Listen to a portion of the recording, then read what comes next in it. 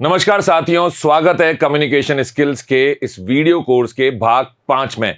मैं विक्रम शर्मा आप सभी का स्वागत करता हूं और इस पार्ट 5 में हम बात करने वाले हैं कम्युनिकेशन के उस भाग के बारे में जिसे हम बोलते हैं सुनना। जी हां, अगर मैं बात करूं कम्युनिकेशन स्किल्स की तो जितना बोलना जरूरी है उतना ही सुनना भी जरूरी है। अब इस सुनने की कला में आपको किन बातों का ध्यान रखना चाहिए वो हम सीखेंगे इस भाग में। तो सबसे पहले हम समझते हैं कि ऑडिटरी मोड या श्रवण विधा जो है, सुनने की जो कला है, इसको हम क्या इसका फायदा है, इसका इस्तेमाल हम कैसे कर सकते हैं बेहतर तरीके से। भगवान ने कान दिए, सुन तो हम सकते ही हैं, लेकिन इसे बेहतर तरीके से और कैसे इस्तेमाल में लिया जा सकता है वो हम यहां सीखेंगे। तो सबसे पहले तो ये समझिए कि सीखने का कोई भी शिक्षण का कोई तरीका है या कम्युनिकेशन का, संचार का एक तरीका जिसमें जानकारी मुख्य रूप से सुनकर प्राप्त की जाए, उसको हम बोलते हैं श्रवण विधा। जब बात चलती है ऑडिटरी मोड की, तो जानकारी को संचारित करने के लिए जो आपका जो मुख्य साधन है, प्रमुख साधन जिसको हम बोलेंगे, इसमें आपके शब्द, व्याख्यान, चर्चाएं या ऑडियो रिकॉर्डिंग्स का इस्तेमाल किया जाता है। एक स्टूडेंट की लाइफ में उसका टीचर जो भी बोलता है वो उस जानकारी को सुनकर प्राप्त करता है, लिखता भी है, पढ़ता भी है, लेकिन सबसे ज्यादा जब उसका टीचर, शिक्षक उसे समझाता है बोल के, तो उसे जानकारी प्राप्त होती है। और ये श्रवण विधा आपके लिए इतनी खास है क्योंकि ये जानकारी आपको तुरंत मिलती है, तुरंत समझ में आती है। और अगर आपको कोई शंका हो, कोई डाउट अगर आपके मन में आए, तो आप तुरंत इसे पूछ सकते हैं, वो जो भी आपका डाउट है अपने टीचर से क्लियर कर सकते हैं।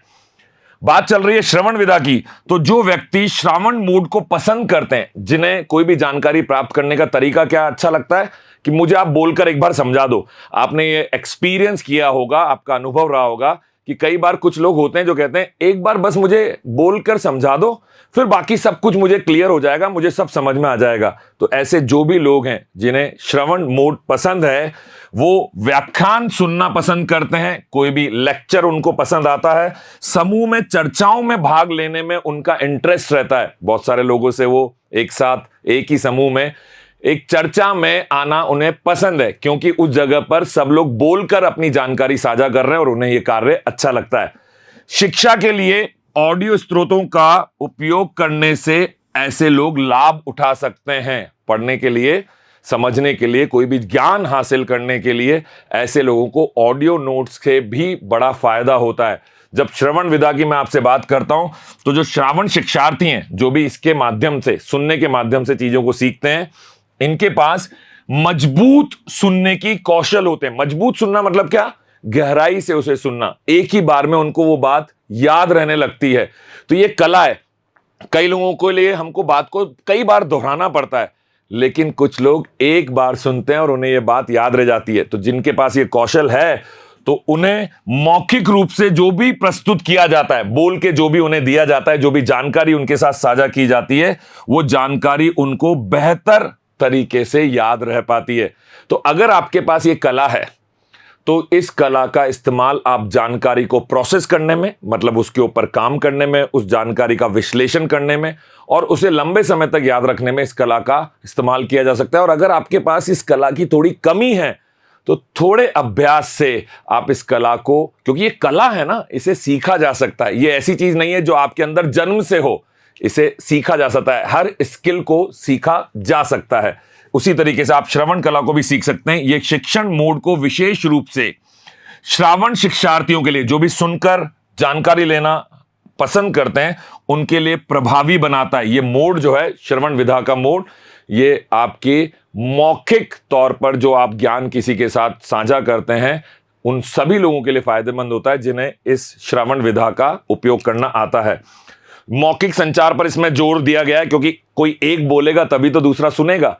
हो सकता है कि सामने जो बोल रहा है वो फिजिकल तौर पर वहां पर उपस्थित ना हो, उसकी कोई रिकॉर्डिंग हम सुन रहे हैं, उसका कोई दूर संचार से हम कोई ऐसी ऑडियो रिकॉर्डिंग हमारे पास पहुंच रही है, लेकिन इसके लिए कोई मौखिक संचार का होना अति आवश्यक है। सेमिनार्स में ऐसा होता है।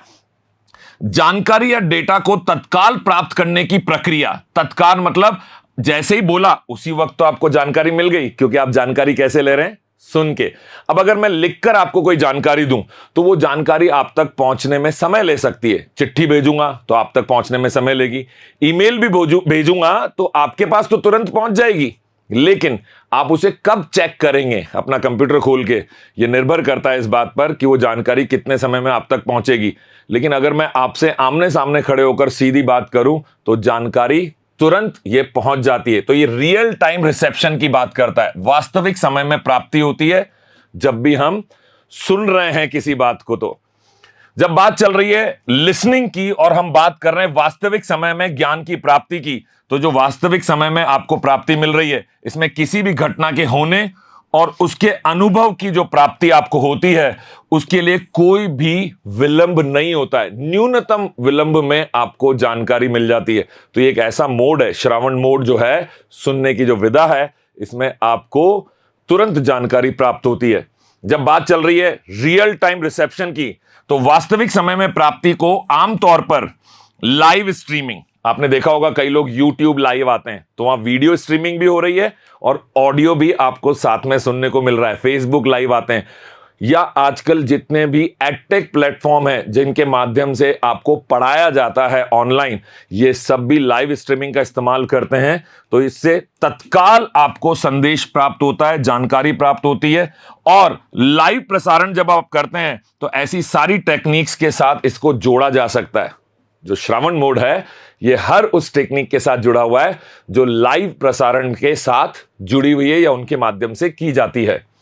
रियल टाइम रिसेप्शन में जो भी संचार किया जा रहा है, जो भी प्रत्यक्ष तौर पे संचार हो रहा है, जिस भी घटना के बारे में हम बात कर रहे हैं, जो भी संदेश या संवाद हम करने की कोशिश करते हैं, उसकी प्रतिक्रिया तुरंत मिल जाती है।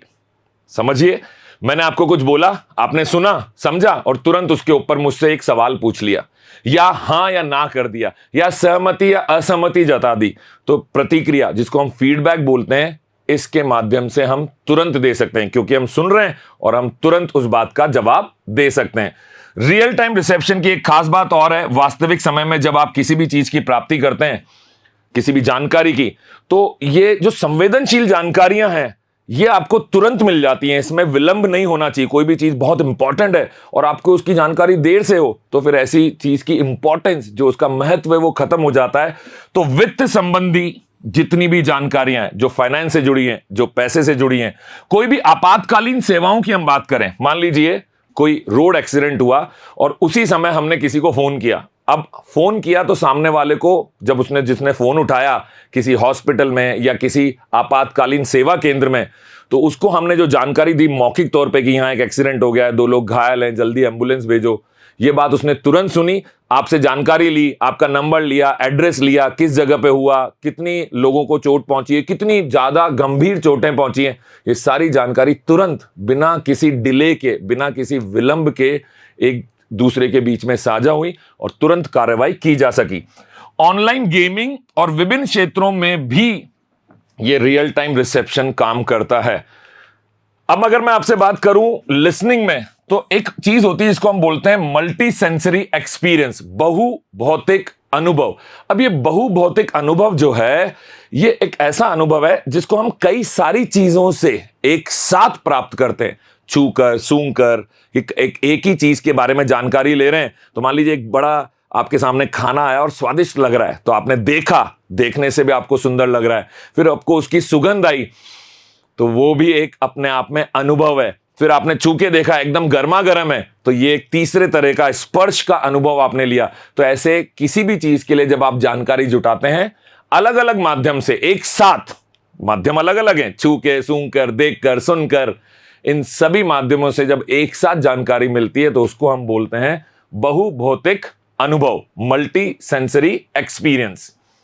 बहुभौतिक अनुभव में विभिन्न भौतिक अनुभूतियों से प्रेरित अनुक्रमों को, जो भी काम हो रहा है एक के बाद एक, उनको एकत्रित किया जाता है ताकि एक बेटर नॉलेज हमको मिल सके।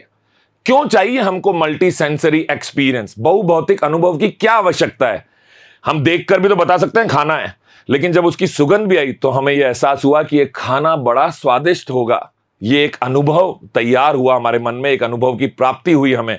यह इसीलिए हुआ क्योंकि आप एक से ज्यादा सेंसरी ऑर्गन्स की भौतिक अनुभवों का इस्तेमाल कर रहे हैं। तो आपका जो भी अनुभव है इसे बेहतर बनाया जा सकता है, ज्यादा समृद्ध बनाया जा सकता है बहु भौतिक अनुभवों के आधार पर। बहु भौतिक अनुभव एक से ज्यादा के उदाहरण में शामिल है वास्तविकता के प्रतीकात्मक कला संस्थापनाएं और रसायन टेस्टिंग का कार्यक्रम। अब आप देखिए, कोई भी केमिकल रिएक्शन हो रही है, रसायन टेस्टिंग हो रही है, तो उसी समय पे हमें वो देखने को भी मिल रहा है, उसकी सुगंध या दुर्गंध भी हमें तभी प्राप्त हो रही है। अगर वो अचानक से दो केमिकल मिलाने पे कोई ज्वलनशील चीज बन रही है तो वो हमें जो गर्मी है उसका तापमान का एहसास भी उसी वक्त छूकर हो रहा है। तो ये कई तरह के कार्यों में काम आता है। और ये मैं आज आपसे क्यों साझा कर रहा हूं बहु भौतिक अनुभव के बारे में, मल्टी सेंसरी एक्सपीरियंस के बारे में। अरे जब आप कम्युनिकेट करते हैं तो हम लोगों को देखते हैं, सुनते हैं, बोलते हैं, समझते हैं, उनकी बॉडी लैंग्वेज, कई सारे एक्सपीरियंसेस, कई सारे अनुभवों को एक साथ इकट्ठा करते हैं जिससे कि हमारा संचार और भी अधिक प्रभावशाली हो सके। तो आप इस बात को समझिए कि इन अनुभवों का उद्देश्य क्या होता है। इनका उद्देश्य होता है कि जो भी जानकारी आपको मिल रही है वो पूर्ण मिले, ज्यादा बेहतर तरीके से आपके पास पहुंचे और स्थायी रूप से इसका स्मरण अगर आप करें तो कई सारी चीजें एक साथ आपको इसकी याद दिलाएंगी। वो सुगंध याद दिलाएगी, वो देखना याद दिलाएगा, वो छूना याद दिलाएगा। तो ऐसी कई सारी चीजें एक साथ आपको इस जानकारी की याद दिलाते हैं। तो कोशिश करिए दोस्तों, जब कभी भी आपको कोई भी जानकारी प्राप्त करनी हो तो उसको प्राप्त करने के लिए, उसे अनुभव करने के लिए आप एक से ज्यादा भौतिक रूप से उसे समझने का प्रयास करें। जब बात चल रही है मल्टी सेंसरी एक्सपीरियंस की, तो ये जो बहुभौतिक अनुभव हैं इनका उपयोग मनोरंजन में, खरीद फरोख्त में, जो बिजनेस हम करते हैं उसमें, शिक्षा में और थेरेपी जैसे विभिन्न क्षेत्रों में बड़ा उपयोगी है। यहां पर आपको रिप्लाई चाहिए, तुरंत फीडबैक चाहिए, प्रतिक्रिया तुरंत चाहिए, जवाब आपको उसी क्षण चाहिए, रिजल्ट आपको, जो परिणाम जिनको हम कहते हैं, वो आपको उसी क्षण चाहिए। और ये तभी हो सकता है जब आप एक से ज्यादा तरीके से इस चीज की जानकारी प्राप्त कर रहे हो। आगे मैं आपसे बात करने वाला हूं इमीडिएट रेस्पॉन्स की, तत्काल प्रतिक्रिया की। अब क्योंकि जो हम भाग पढ़ रहे हैं, भाग 5, इसमें लिसनिंग पर हमारा फोकस है, मतलब हमारा पूरा ध्यान सुनने की प्रक्रिया पर, उस कला को समझने में है जिसे हम कहते हैं श्रवण विधा। तो यहां पर आप इस चीज पे ध्यान दें कि अगर मैं कोई बात आपसे कह रहा हूं और आप सुन रहे हैं तो उसकी प्रतिक्रिया मुझे तुरंत मिल जाएगी। ये इसकी खास बात है। तो एक प्रेरक अनुरोध, अब मैंने आपसे कोई रिक्वेस्ट की, मैंने आपसे कोई सूचना आपको दी और उसमें एक रिक्वेस्ट की कि प्लीज बताएं इसमें मुझे क्या करना चाहिए। तो अब आपने सुना और उसी क्षण मैं आपसे उम्मीद कर सकता हूं कि आप मुझे मेरा उचित जवाब देंगे। तो किसी भी अनुरोध के लिए यह त्वरित प्रतिक्रिया को दर्शाता है, सुनने की क्रिया, जहां तत्काल महत्वपूर्णता, मतलब आप समझिए, आपको उसी क्षण, at the same time, on the spot कहते हैं ना, ऑन द स्पॉट आपको रिजल्ट चाहिए। तो आपको जहां तत्कालता से किसी भी चीज की, महत्वपूर्ण चीज की जानकारी प्राप्त करनी है, तत्काल प्रतिक्रिया चाहिए, समय का विलंब नहीं होना चाहिए, उसी वक्त समस्या का समाधान होना चाहिए, वहां पे आपका सही तरीके से सुनना, सही तरीके से उस बात को समझना, ये कला आपको आना अति आवश्यक है। इसीलिए ये चीज बड़ी इंपॉर्टेंट हो जाती है कि हमें सुनने की कला, वो जो होता है आधे अधूरे मन से सुनना, ये गलत है। सही तरीके से गहराई से बात को सुनना आपके लिए अति आवश्यक है। तत्काल प्रतिक्रियाएं जिसको कहते हैं इमीडिएट रेस्पॉन्स, ये एक अच्छा कम्युनिकेशन चैनल बनाता है, ये एक अच्छे प्रोटोकॉल को बनाता है, एक ऐसा सिस्टमेटिक तरीका, समझ रहे हैं, एक ऐसा तरीका जिससे चीज, कोई भी काम जो आप करने जा रहे हैं, जो भी चीज आप देख रहे हैं उस समय पे, वो चीजें सिलसिलेवार तरीके से हो जाए, एक सिस्टम के अनुसार हो जाए। तो ऐसे चीजों को ये सुविधाजनक बनाता है। तो याद रखिए, सुनने की कला जिसके पास है वो सुविधाजनक तरीके से जानकारी को हासिल भी करता है, प्रोसेस भी करता है, उसका विश्लेषण करता है और वो एक अच्छा कम्युनिकेटर भी बनता है। सुनना अति आवश्यक है, तभी तो आपको 2 कान दिए गए। लैंग्वेज एक्विजिशन मतलब भाषा की प्राप्ति। अब अगर आपको कोई नई भाषा सीखनी है, कोई व्यक्ति है या व्यक्तियों का एक समूह है जिसे नई भाषा सीखनी है, तो आपने एक लैंग्वेज की क्लास, भाषा की एक नई क्लास ज्वाइन की जहां पर आपको कोई भाषा सिखाने के लिए आया है। अब उस भाषा को सुनकर सीखना क्यों जरूरी है वो समझिए। कोई भी शब्द जो आप नई भाषा का सीखेंगे वो सामने वाला जो आपको सिखा रहा है, जो आपका शिक्षक है, वो कैसे उसका उच्चारण करता है, उसका प्रोनाउंसिएशन कैसे होता है, ये चीज तो आपको सुनकर ही पता चलेगी ना। तो इसलिए बड़ा आवश्यक है कि जब नई भाषा भी आप सीखना चाह रहे हो, आपकी फर्स्ट लैंग्वेज या आपकी सेकंड लैंग्वेज, पहली, दूसरी, तीसरी, जो भी भाषा आप सीखना चाह रहे हैं, इनको आप सुनकर सीखें और समझें। ज्यादा बेहतर तरीके से सुन के सीखी जा सकती है। भाषा प्राप्ति विभिन्न कौशलों को शामिल करती है। जब भी आप लैंग्वेज एक्विजिशन की बात करते हैं तो इसमें कई सारे स्किल्स एक साथ जुड़ी होती हैं, और जैसे सुनना हो गया, बोलना हो गया, पढ़ना हो गया, लिखना हो गया। जब भी आप लैंग्वेज सीखना चाहेंगे तो बोलकर, आपको कोई बोलकर समझा रहा है, आप सुन रहे हैं, फिर उसी चीज को जो आपने सुनी उसको समझ के आप लिखने का प्रयास कर रहे हैं, नए भाषा, नए शब्द को लिखने का प्रयास कर रहे हैं, फिर उसी का उच्चारण करके फिर से बोल के बता रहे हैं। आपने जो सुना उसको सही तरीके से उसका उच्चारण करना आपने सीखा, तो अब बोल के आपको बताना पड़ेगा। तो इसमें बहुत सारी चीजें जुड़ी होती हैं भाषा प्राप्ति में, लेकिन इसका विशेष, सबसे विशेष जो हिस्सा है वो है उसको सही तरीके से सुनना और समझना।